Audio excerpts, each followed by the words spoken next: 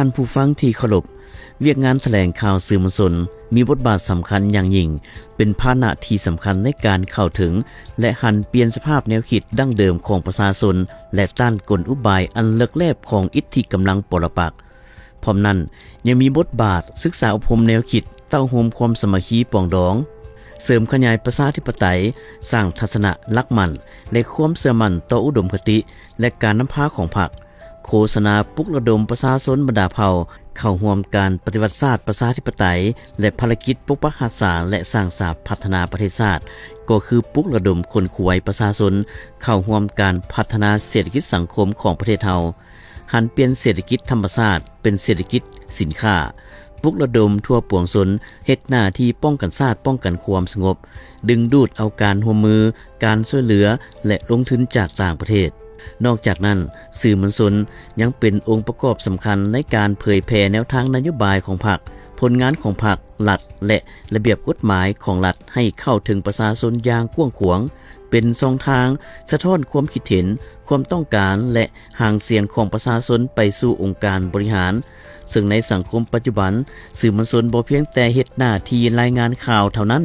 หากยังเป็นผู้ให้ความรู้สร้างความเข้าใจและปลูกจิตสำนึกให้ประชาชนมีความรับผิดชอบต่อสังคม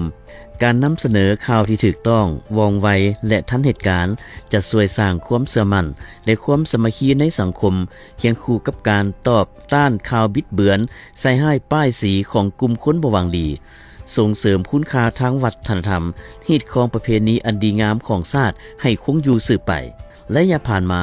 ภายใต้การนำพาโดยกงของพรรคการคุ้มครองอย่างใกล้ชิดของรัฐการสนับสนุนของประชาชนบรรดาเผ่าและการช่วยเหลือจากประเทศเพื่อนมิตรยุทธศาสตร์และองค์การจัดตั้งสากลอื่นๆคะแนนการแถลงข่าวสื่อมวลชนได้รับการพัฒนามีความก้าวหน้าเติบใหญ่และเข้มแข็งอย่างบ่หยุดยั้งในปีผ่านมาสื่อมวลชนได้ประกอบส่วนสำคัญเข้าในบรรดาผลสำเร็จของการจัดตั้งพันขยายมติกองประชุมใหญ่ครั้งที่11ของพรรคแผนพัฒนาเศรษฐกิจสังคมแห่งชาติ5ปีครั้งที่9และวันสำคัญของพรรคของชาติพร้อมนั้นยังได้ประกอบส่วนเข้าในการโฆษณาเผยแพร่การเคลื่อนไหวเวียกงานการต่างประเทศเสื่อมโยงกับภาคพื้นและสากลประสบผลสำเร็จอย่างสง่างามเฮ็ดให้ฐานะบทบาทและชื่อเสียงของลาวพ้นเด่นขึ้นในเวทีภาคพื้นและสากลมาฮอดปัจจุบันเวียกงานแถลงข่าวสื่อมวลชนเติบใหญ่ขยายตัวทำกลางสิ่งท้าทายทดสอบนานาประการอันพ้นเด่นแม้ได้ปรับเปลี่ยนรูปแบบการเผยแพร่ข้อมูลข่าวสารผ่านระบบออนไลน์เพื่อกระจายข้อมูลให้สังคมได้รับรู้อย่างทั่วถึงทั้งรับประกันได้ความถูกต้องว่องไวและชัดเจนในสภาพการสากลและภาคพื้นมีการพันแปรไปอย่างไววาและสับสนมีทั้งกาลโอกาสและสิ่งท้าทายทดสอบสื่อมวลชนลาวได้มีความพยายามปฏิบัติหน้าที่การเมืองของตนด้วยการรับผิดชอบสูงและได้รับผลสำเร็จในหลายด้านโดยได้เฮ็ดบทบาทสำคัญยึดมั่นในแนวทางนโยบายและอุดมการณ์ของพรรคอย่างหนักแน่นได้ประกอบส่วนเข้าในการต่อสู้ตอบต้านบรรดาถ้อยทำนองบิดเบือนใส่ให้ป้ายสีและทัศนะผิดพลาดของกลุ่มคนบ่ดีต้านการส่อลาดบังหลวงสิ่งย่อท่อในสังคมปลุกระดมน้ำใจหักชาติหักระบอบใหม่ของประชาชนบรรดาเผ่าและสั้นคนต่างๆเป็นเจ้าการสุมใส่ก่อสร้างและปกปักรักษาประเทศชาติดำเนินภารกิจเปลี่ยนแปลงใหม่เพื่อจุดหมายประเทศชาติมั่งคั่งเข้มแข็งประชาชนห่างมีผาสุขมีประชาธิปไตยยุติธรรมและศรีวิไลตามทิศสังคมนิยม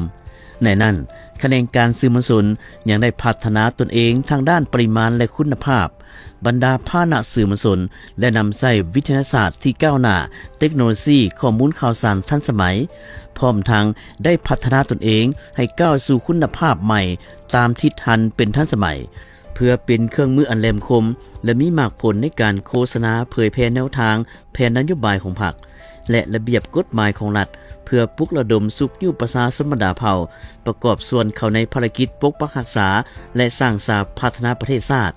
เสริมขยายสิทธิเป็นเจ้าประเทศชาติของประชาชนบรรดาเผ่าเป็นแหล่งข้อมูลข่าวสารให้สาระความรู้และความบันเทิงให้มหาชนและอื่นๆได้อย่างมีประสิทธิผล